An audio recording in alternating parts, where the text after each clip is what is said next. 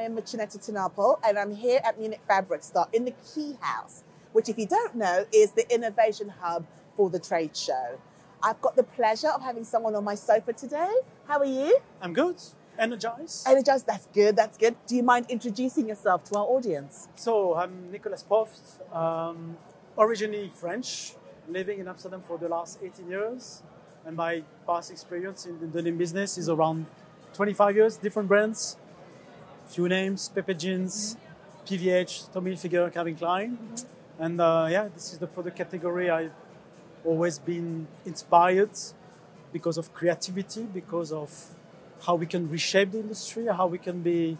So it's really triggered me. I did many product categories, but this one, it's my heart. So as an OG of denim, which we know you are, what are some of the changes that you've seen in the industry that you're like, these are very good changes that are happening? So yeah, I think we started 10, 15 years ago, starting to talk about sustainable denim. But I think it's one of the first product category where we have been embracing new technology. And I think the first sign that we could discover it was more on the laundry side, you know, on the washing process. Yes, I've heard. So we start, 10, 15 years ago. It takes time to change. So I think there is a lot of research, technology that have been involved, how we can reduce the impact on water consumptions, chemistry, or even the social impact that we have with workers, you know, scrapping a jean for 8 hours, how we can substitute that and to make it more social acceptable, I would say. So I think that it started from there. The last few years, probably the focus went a little bit of what do we do with the fabric? What do we do with the fiber? Why indigo dye? There was a lot of topics on indigo dye and chemistry behind. So I think we are shifting a little bit on the material, the fibers, the production of the fabrics, and there is a lot of data or science data showing us that greenhouse emissions or water scarcity is caused by these first steps. Yes. And probably the laundry was the most visible of the iceberg. And probably now we are looking at what is in the bottom of the water, and we are discovering a lot of stuff that we can still have action and we can still stimulate in the right direction. I think a point that you made was saying that it took about 15 years. Yeah. And that stood out to me because when fashion brands are making pledges, they're saying in 2 years we're going to reach this point, or in 5 years we're going to reach that point. And I think it takes a bit longer to make that kind of big change in an industry anyway, right? It takes so long. I think it's the marketing time or the campaign time or the corporate pledge time is different from the technology involvement or time. You know, to scale the technology and to make the proof of concept, you need trials, you need to experiment, you need to take the learnings. And all this step takes time, and also the industry and the brands need to adopt this new technology. Yes. Because after it's the chicken and the egg, but it's going to be more expensive, and the price or the economical, all the reflex are coming back. Is it going to impact my FOB? Brands are asking all that. So I think it's if you can build partnership with your suppliers, long-term partnership, and try to focus on where do we want to focus, where we want to invest. You give visibility of business for your suppliers, and then they can invest. Yes. Because they rely on you and they know that whatever is going to happen. We have many disruptions in our business today, but they know that they can count on you in terms of business. And I think investing for them, it's always more comfortable if they know they have a good business partner. And I think brands, that's the definition of good cooperation between brands and suppliers, is to give this window, this 5-10 years window. Obviously, sometimes the time of the position in a brand is less than that. We can have the same with political mandate. Sometimes it's 5 or 7 years.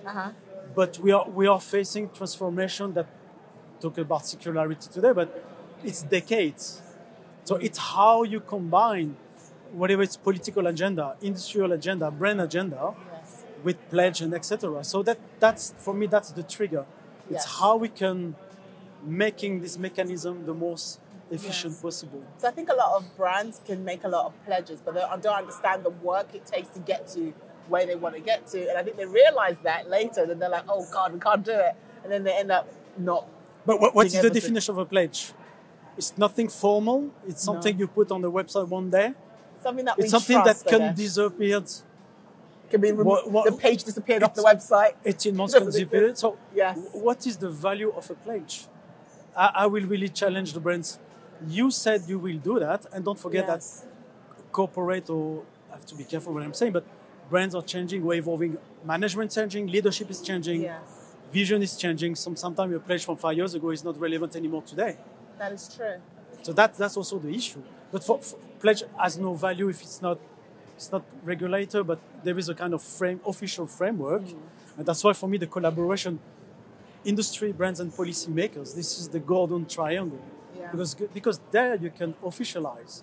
You make a good point there, but I think with pledges they started because it came across like, as me as a consumer and also within the business, is that they're being accountable to the problem and they're promising they're going to do better.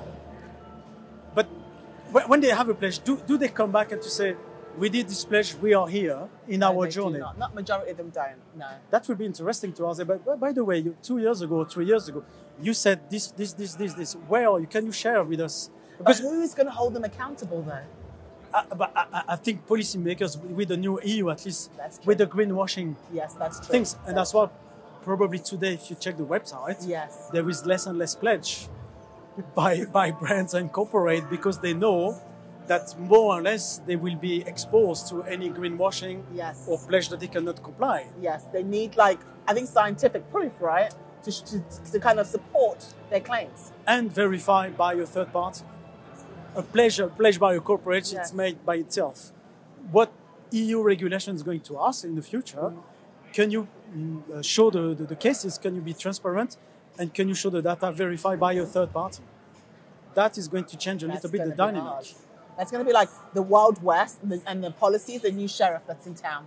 And literally is going to make sure everyone's accountable. Yeah, but you asked me a good question. Who has to start? Where the pressure has to come from. The consumer, in a way, is in this journey, but he doesn't know what's behind the kitchen. I think industry has to take its own responsibility. Brands, they have to take the leadership. And policymakers has also to make the right frame. But that's why also cooperating with them, it's important, because policymakers can have also a vision of a new regulation completely disconnected from the industry. And it could be a danger also. That they could ask for things that are not achievable, or maturity of the technology are not there and we cannot scale. And that's also my scare sometimes.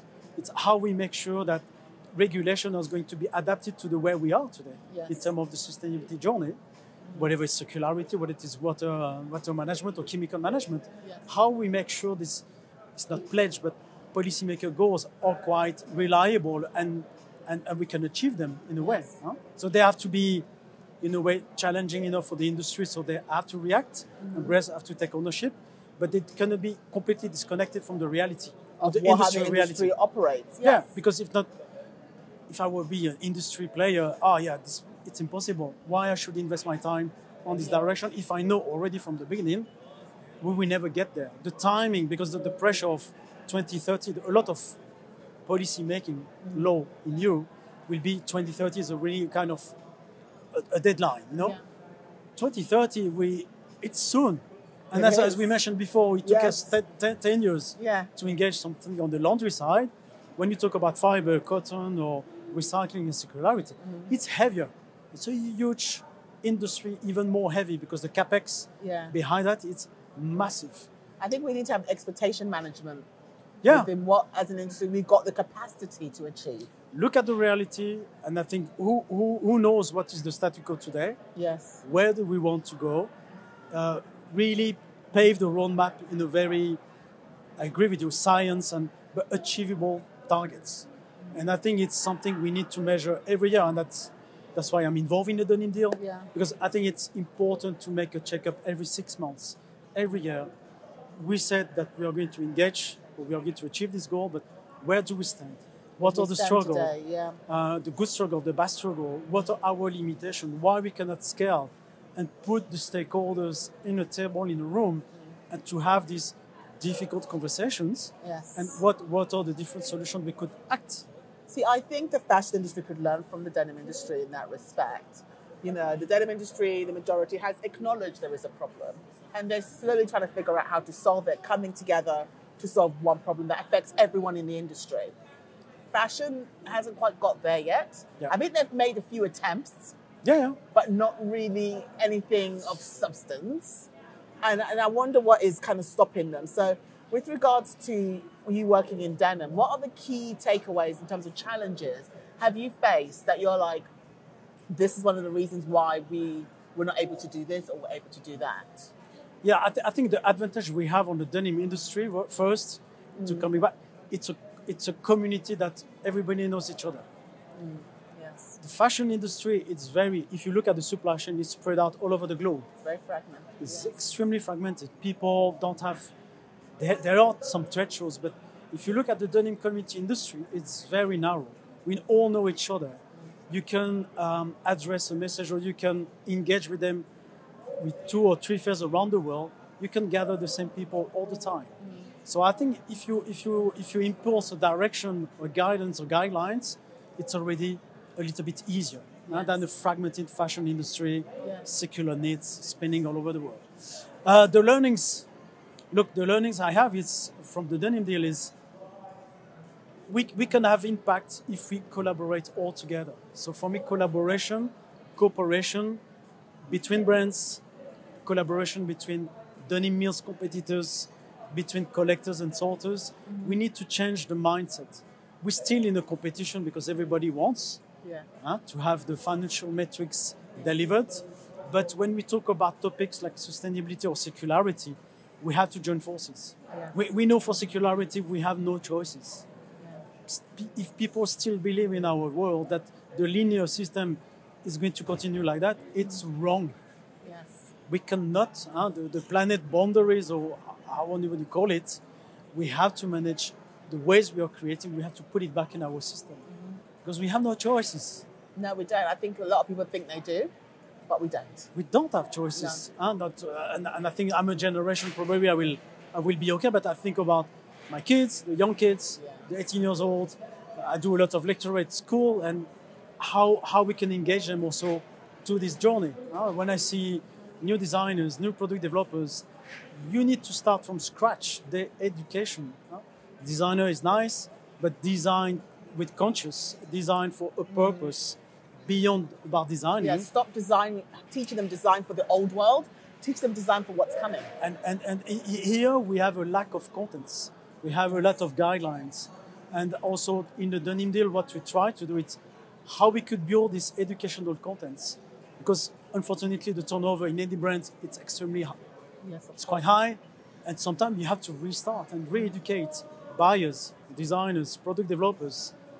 It's extremely, and it's a shame that we don't build something in time that we can legacy, Yeah. And it's already a package, a kit that you can start. You have a new starter.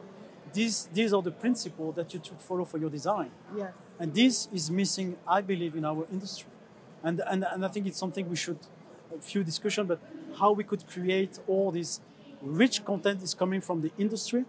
I think industry has a lot to share, but sometimes designers or brands are really stuck in their cluster, and they need to really to listen also about the limitation of the industry, why we have to engage this kind of stuff. I think it's this kind of cooperation that we are missing still. We need to create this boundary and these platforms. I think you are a man full of ideas and thoughts and critique. No, but we need to look at the big picture. What do we want to do? What do we want to achieve? And how to engage the next generation? Because the problem we try to solve now is going to be 10 times bigger, 100 times bigger in 10 years, in 20 years. So they will face disruptions that we will never face now. Yes. I love the fact that you said we. We as a group. Because I find like sometimes it's very me industry, at least in fashion anyway, focusing on my business, my bottom line, how I'm going to survive, and you're not looking at the industry as a whole. Like, how's our industry going to survive? How can we make sure our industry runs properly? Our industry. It's we have to. That's why we all of us, including consumer, but probably it's another conversation. We have to take the responsibility and the leadership to take action to prevent. We have to prevent, because most of the time, what's happening when you hit the wall, it's hurting. So what do we do? And what I dislike in the reaction where we are now, market stuff or whatever, the first automatism and reflex the brands have, it's let's go back to the core business, our financial metrics. Yeah. It's where they're comfortable, isn't it? Yeah, and I think you can see good leadership when the storm is out.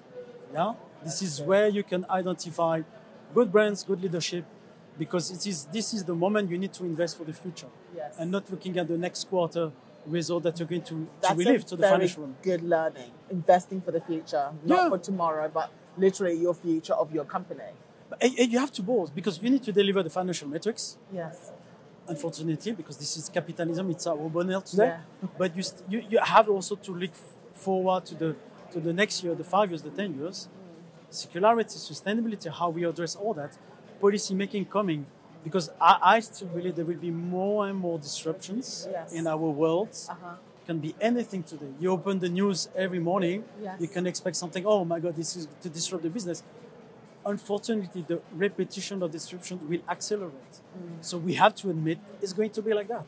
Yes. And you need to create, I would call it, resilient organization or people or mindset. Don't panic. Yes. Be a little bit critical thinking, look forward, engage your team, engage purpose in your company. This is the trigger. People or young kids or 20, 25, it's not only delivering the financial metrics, it's to be part of to the global community as a we. Yes. What has been my contribution to this topic as a brand, as a product developer, as a designer? Yes. But this is the way I work.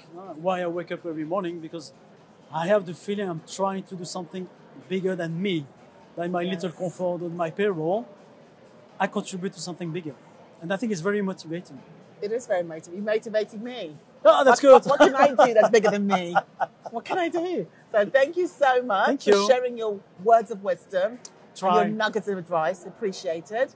And I wish you all the best at Munich Fabric start this season. Thank you. Thank you.